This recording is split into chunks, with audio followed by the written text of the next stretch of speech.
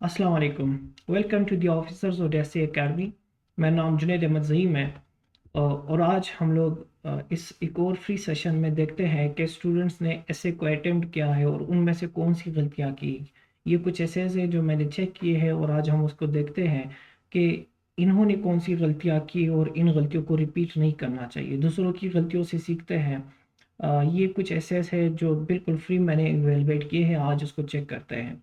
सबसे फर्स्ट ऐसे है, एक स्टूडेंट का है जिन्होंने टॉपिक चूज़ किया है कि people have become overly dependent on technology.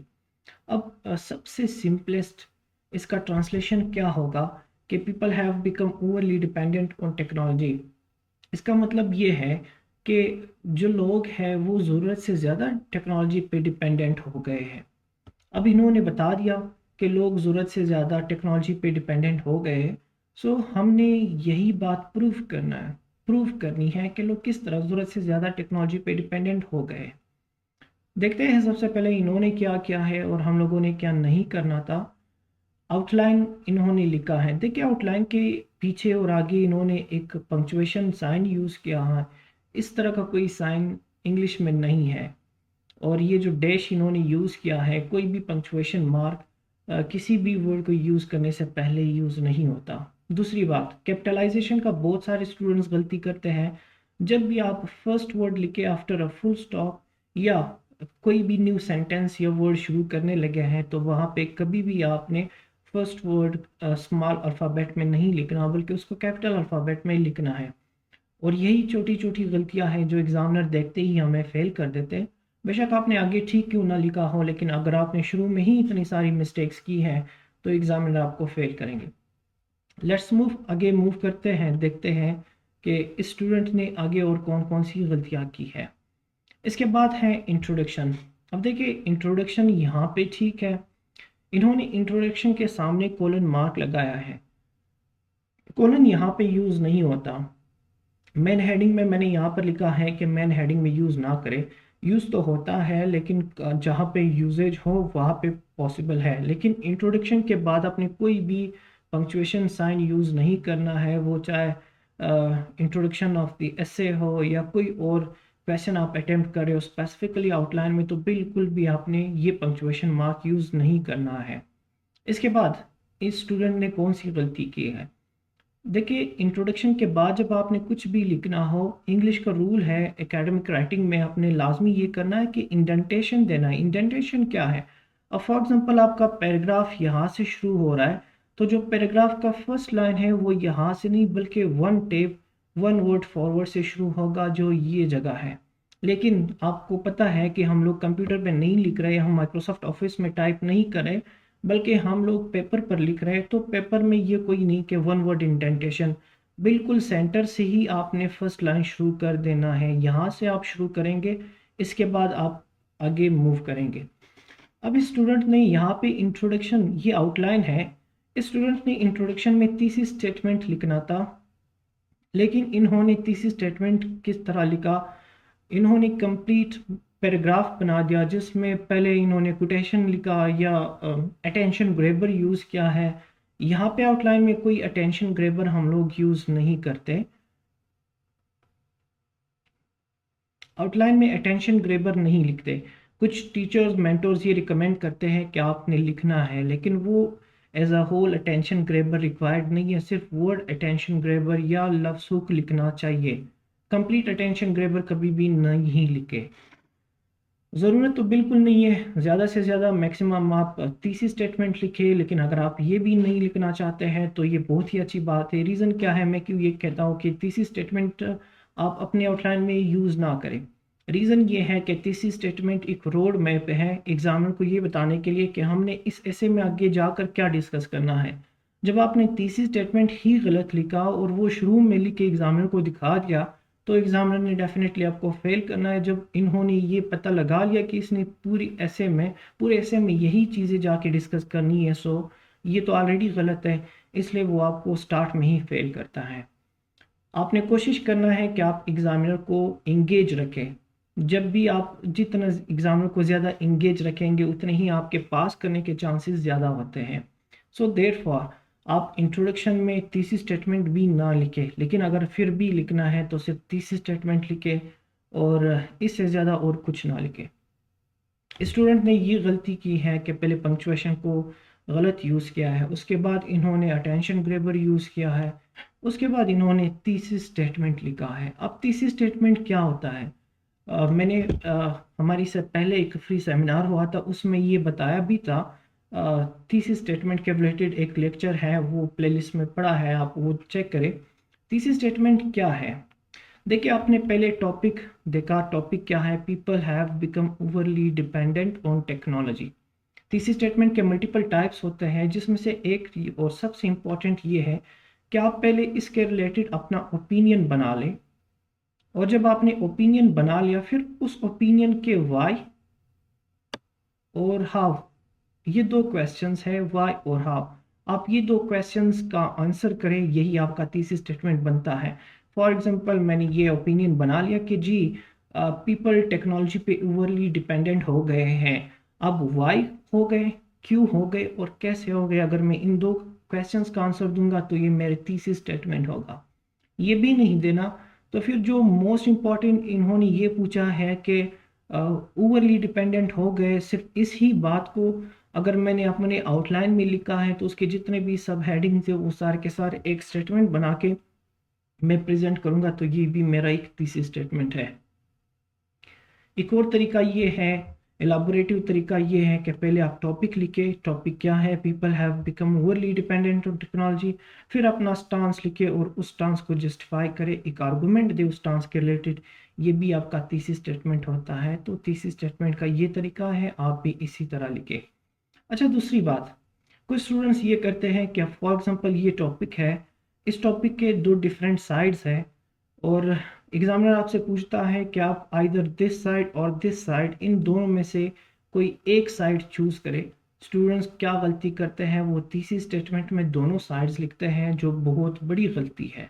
कभी भी आपने ये नहीं करना कि थीसिस स्टेटमेंट में आप दो different sides at a time लिखें, क्योंकि यहाँ पे एक ओपिनियन आपसे एग्जामिनर मांग रहा है और ओपिनियन हमेशा एक ही होता है।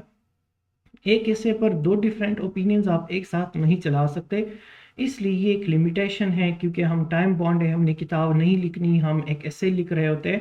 सो जस्ट वन ओपिनियन है, वो वन साइड है, आपने सिर्फ और सिर्फ वन साइड ही एक्सप्लेन करना है। अगर आप दो साइड्स एक्सप्लेन करेंगे तो ये आपकी गलती होगी। उसके बाद मूव करते हैं आगे आउटलाइंस पे। यहाँ पे तो ये कंप्लीट आउटलाइन ही गलत है। गलत क्यों है? गलत इसलिए है कि इन्होंने टॉपिक को डीकंस्ट्रक्ट सही नहीं किया। अब टॉपिक को डीकंस्ट्रक्ट किस तरह करेंगे? इनका क्वेश्चन क्या है? इनका क्वेश्चन ये है, एग्जामिनर ने ये पूछा है कि पीपल, लोग टेक्नोलॉजी पे ओवरली डिपेंडेंट हो गए हैं, ज़रूरत से ज़्यादा ये डिपेंड हो रहे हैं। अब यहाँ पर क्या करना है? क्या हम डायरेक्टली ये बात लिखे कि किस तरह हो रहे हैं? नो। यहाँ पे पहले हम बैकग्राउंड बनाएंगे, पहले हम ये लिखेंगे कि जो टेक्नोलॉजी है वो एडवांस किस तरह हो गई है। हिस्टोरिकल कंटेक्स्ट इसका लिखेंगे, वो यहाँ पर टू पे आएगा। कुछ लोग इसको ओवरव्यू कहते हैं, कुछ लोग स्टेज सेटिंग कहते हैं, कुछ लोग इसको क्रंच पैराग्राफ कहते हैं। डिफरेंट नेम्स हैं, नेम से मेरा कोई काम नहीं है, मेरा मतलब है आप लोगों को समझाना। सो जो आपका सेकंड हेडिंग है वो आपका एक स्टेज सेटिंग हेडिंग है। आपने ये करना है कि पहले एक फ्लो बनाना है जिसको लोग कोहेरेंसी बोलते हैं, और वो कोहेरेंसी यही है, ऑर्गेनाइजेशन यही है कि इंट्रोडक्शन तो आपने लिख लिया। अब इंट्रोडक्शन में टॉपिक है कि पीपल टेक्नोलॉजी पे डिपेंडेंट हो गए हैं या हो रहे हैं, ज़्यादा ज़रूरत से ज़्यादा हो रहे, तो किस तरह हो रहे। पहले इनको ये बताए कि ये टेक्नोलॉजी कहाँ से आया, टेक्नोलॉजी किस तरह इस स्टेज तक पहुंचा, ये आप पहले लिखे। उसके बाद ये हिस्टोरिकल कंटेक्स्ट इसका लिखने के बाद फिर आप जाए, आपका थर्ड हेडिंग होगा, जो सिर्फ और सिर्फ हेडिंग्स होते हैं, याद रखिए, जिसका कोई सब हेडिंग नहीं होता, उस पर सिर्फ एक ही पैराग्राफ होता है। लेकिन जिस मेन हेडिंग के मल्टीपल सब हेडिंग्स होते हैं, उस पर जितने भी सब हेडिंग्स होंगे उतने ही आपके पैराग्राफ्स होंगे। अच्छा, हिस्टोरिकल कंटेक्स्ट लिखने के बाद फिर आपका जो नेक्स्ट पॉइंट होना चाहिए वो ये होना चाहिए था कि टेक्नोलॉजी का रोल अभी लाइफ में क्या है, टेक इम्पोर्टेंस क्या है, किस क्यों यूज़ करना चाहिए टेक्नोलॉजी को। जब आपने ये भी लिखा कि क्यों यूज़ करना चाहिए, उसके बाद फिर आपने ये करना है कि लोग इसको ओवरली क्यों यूज़ करें या किस तरह यूज़ कर रहे हैं। तो यहाँ से आपका मेन प्राइमरी आंसर शुरू होगा कि पीपल किस तरह ओवरली आजकल यूज़ कर रहे हैं। अब इस पर आपके मल्टीपल पैराग्राफ्स होंगे। देखिए आपका ऐसे जितना भी है आपने इसको दो पार्ट्स में डिवाइड करना है पहले से ही। एक होते हैं प्राइमरी हेडिंग्स और एक होते हैं सेकेंडरी हेडिंग्स। प्राइमरी और सेकेंडरी हेडिंग्स में क्या फ़र्क है? प्राइमरी वो हेडिंग्स है जो डायरेक्टली पूछे गए हैं और एग्जामिनर की डिमांड है, और सेकेंडरी वो हेडिंग्स है जो डायरेक्टली तो नहीं पूछे गए, लेकिन इस प्राइमरी हेडिंग्स तक पहुंचने के लिए जो रिक्वायर्ड हेडिंग्स है उसको हम लोग सेकेंडरी हेडिंग्स बोलते हैं। फॉर एग्जांपल एक टॉपिक है जिस पर एग्जामिनर ने सिर्फ और सिर्फ सॉल्यूशंस ही पूछे हैं, तो डायरेक्टली हम सॉल्यूशंस पे जंप नहीं करेंगे। सॉल्यूशन से पहले जिस प्रॉब्लम के सॉल्यूशंस पूछे हैं पहले एग्जामिनर को ये बताएंगे कि ये प्रॉब्लम है क्या, इसके कॉजेस क्या है, इसके इफ़ेक्ट्स क्या है, उसके बाद हम सॉल्यूशंस पे जाएंगे। अब इन्होंने जो सॉल्यूशंस पूछे हैं वो प्राइमरी हेडिंग्स है, और सॉल्यूशंस पे हम जितने भी पैराग्राफ्स लिखेंगे वो तो लिखेंगे ही, लेकिन सॉल्यूशन से पहले इस सॉल्यूशन तक पहुंचने के लिए जो हम प्रॉब्लम को विटनेस करेंगे, एड्रेस करेंगे, उसके लिए हम एक एक हेडिंग सिर्फ टच देंगे डिफरेंट चीज़ों को कि प्रॉब्लम क्या है, इफ़ेक्ट्स क्या है, और उसके बाद कॉजेज़ क्या है, इफ़ेक्ट्स क्या है, उसके बाद इसके सॉल्यूशन पे पहुंचेंगे। तो सिर्फ टच देंगे, वो टच देने के लिए हम लोग सेकेंडरी हेडिंग्स यूज़ करते हैं। और उसके बाद हमारे जहाँ पे प्राइमरी हेडिंग है उसको उसी फ्लो के रिलेटेड ही एड्रेस करेंगे। फॉर एग्जांपल ये सॉल्यूशंस है, कभी भी इस तरह नहीं करना कि आप पहले सॉल्यूशंस लिखें उसके बाद कॉजेज और इफेक्ट्स लिखें। ये आप कोहेरेंसी ऑर्गेनाइजेशन को वायलेट कर रहे हैं। आपने पहले वो चीज़ें लिखनी है जो पहले आती है। फॉर एग्जांपल पहले हिस्ट्री है तो फिर उसके बाद कौन सी चीज़ें आती है आपने इसी तरह करना है। अब इस टॉपिक का डिमांड यही था कि आप पहले टेक्नोलॉजी की हिस्ट्री करें कि टेक्नोलॉजी यहाँ तक कैसे पहुँची, और फिर उसके बाद टेक्नोलॉजी की आजकल ज़रूरत क्या है, और फिर ज़रूरत होने के बावजूद और ज़रूरत होने की वजह से लोग इससे ज़रूरत से ज़्यादा यूज़ करने लगे हैं। आपका मेजर प्राइमरी टॉपिक यहाँ से शुरू होगा। इस पर आपने मल्टीपल पैराग्राफ्स लिखने होंगे, लेकिन याद रखें कभी भी आपके सेकेंडरी पैराग्राफ, सेकेंडरी हेडिंग्स आपके प्राइमरी पैराग्राफ जो एग्जामिनर ने डायरेक्टली पूछे हैं उससे ज़्यादा नहीं होने चाहिए। उसके बाद फिर आपने क्या करना था? देखिए एग्जामिनर ने ये पूछा है कि हो रहे हैं, तो आपने ये बता देना है कि यस वाकई हो रहे हैं और किस तरह हो रहे हैं। आपने वो सारी चीज़ें एक्सप्लेन करके फिर उसके बाद उसके इफ़ेक्ट्स बता देने हैं, और उसके बाद इफ़ेक्ट्स के बाद आपने स्पेशली ये लिखना है क्योंकि हम पाकिस्तान में रहते हैं और ये पाकिस्तान के सिविल सर्विसेज का एग्ज़ाम है, तो आपने एक पॉइंट, एक हेडिंग इसका इसमें ये भी मेंशन करना है कि पाकिस्तान में लोग किस तरह इसको ओवरली यूज़ करते हैं।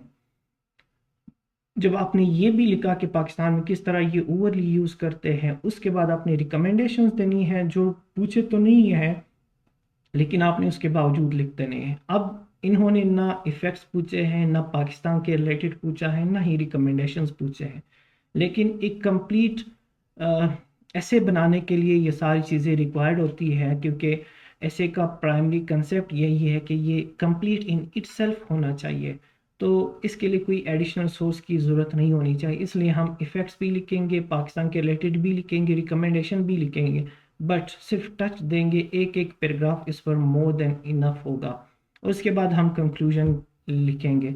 स्टूडेंट ने बहुत ही गलतियाँ की है, बहुत सारी गलतियाँ की है कि रीज़न क्या है? रीज़न ये है कि इन्होंने टॉपिक को अंडरस्टैंड नहीं किया और इनको जितना भी पता था सारी चीज़ें लिखी हैं जो नहीं करना चाहिए।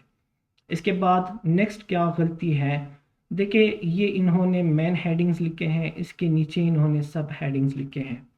अब देखिए सब हेडिंग्स में भी डिफरेंट पार्ट्स आती है, डिफरेंट बातें आती है।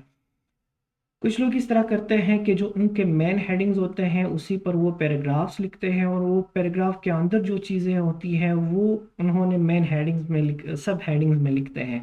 एक स्ट्रक्चर ये भी है, स्ट्रक्चर एक ये भी है कि आप मेन हेडिंग सिर्फ आपका एक चंक होगा, जो सब हेडिंग्स होते हैं आपका वो उस पर पैराग्राफ्स होंगे, लेकिन इस स्टूडेंट ने दूसरा स्ट्रक्चर फॉलो किया है। हाउएवर अपार्ट फ्रॉम स्ट्रक्चर, यहाँ पे जो इन्होंने सिमेट्री दी है और जिस तरह से इन्होंने इसको नंबरिंग दी है ये गलत है। यहाँ पे 2 लिखा तो ठीक है, ये डॉट का क्या मतलब है? डॉट नहीं होना चाहिए। यहाँ पे आइदर ABC लिखे, आइदर 1 2 3 लिखे, रोमन न्यूमेरल्स लिखे, कुछ भी लिखे, लेकिन इस तरह के सिर्फ सिंबल्स यूज ना करें। दूसरी बात, सिर्फ फर्स्ट वर्ड के बजाय बाकी सारे के सारे जितने भी आपने लिखने होंगे वो सारे के सारे आपने स्मॉल अल्फ़ाबेट में लिखने होंगे, कैपिटल अल्फ़ाबेट में नहीं लिखने होंगे। उसके बाद देखते हैं कि इसके मेजर जो गलतियां हैं वो कौन सी हैं। उसमें इन्होंने कुछ लफ्ज़, कुछ अल्फाज इन्होंने कैपिटल अल्फ़ाबेट में लिखे हैं, कुछ अल्फाज इन्होंने स्मॉल अल्फ़ाबेट में लिखे हैं। ये नहीं करना चाहिए था। सारे के सारे स्मॉल अल्फ़ाबेट में लिखने हैं। और इनके जो गलतियाँ थी वो मैंने यहाँ पे लिखी है कि एक तो miss interpretation of the topic है, पंक्चुएशन को गलत यूज़ किया है, कैपिटलाइजेशन में मिस्टेक्स है, कंप्लीट ऐसे के स्ट्रक्चर में मिस्टेक्स है, और जो तीसरी स्टेटमेंट है वो भी गलत है। यहाँ पे प्रॉपर डी कोडिंग सबसे इम्पॉर्टेंट चीज़ है, और बाकी सारी चीज़ें उसके बाद आती है। अगर आपको प्रॉपर डी कोडिंग नहीं आता तो आप बाकी जितनी भी चीज़ें लिखते हैं उससे आप अपना टाइम वेस्ट करते हैं। हम मूव करते हैं बाकी एसेस की तरफ के उनमें से कौन सी गलतियां हैं। इन आवर नेक्स्ट लेक्चर हम लोग वो देखेंगे। इसी लेक्चर में इतना ही। Thank you so much. अल्लाह हाफिज़।